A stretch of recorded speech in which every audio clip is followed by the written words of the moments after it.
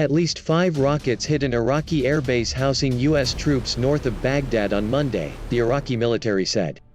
There were no injuries or damage caused by the evening attack on al-Balad, which is the latest in a string of attacks Washington routinely blames on Iran-linked factions.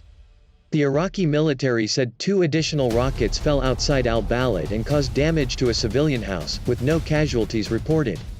AFP news agency, citing a security source, reported that the rockets were fired from a separate village in the neighboring province of Diyala, east of the base. There was no immediate claim of responsibility. There have been several such attacks in recent weeks targeting locations where U.S. forces operate in Iraq and the border region with Syria. On March 3, an American subcontractor died after suffering a heart attack during a similar attack against another airbase, Ain al-Assad, in Iraq's western desert. That came just days after the U.S. bombed a border depot in neighboring Syria, which the Pentagon said was used by an Iran-backed Iraqi armed militia that has been tied to the rocket attacks. 22 people were killed, according to a war monitor.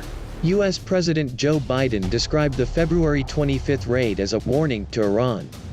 Dozens of rocket attacks and roadside bombs targeted Western security, military and diplomatic sites in Iraq in 2020, blamed by Iraqi and Western military sources on hardline pro-Iran factions. The attacks had come to a near-complete halt in October following a truce with the hardliners, but have since resumed. Iran-aligned paramilitary groups have demanded that all foreign troops, including U.S. forces who number around 2,500 in Iraq, leave the country, calling their presence an occupation. A U.S.-led coalition, whose mission is to fight Islamic State militants, is still stationed in Iraq, as well as a NATO-led mission that trains Iraqi security forces.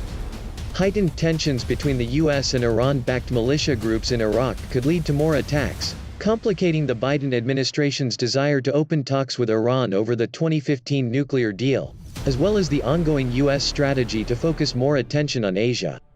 Tensions between the U.S. and Iran have been escalating in recent years, particularly during former President Donald Trump's 4 years in the White House, and were exacerbated by the U.S. assassination of top Iranian General Qasem Soleimani in Iraq last year.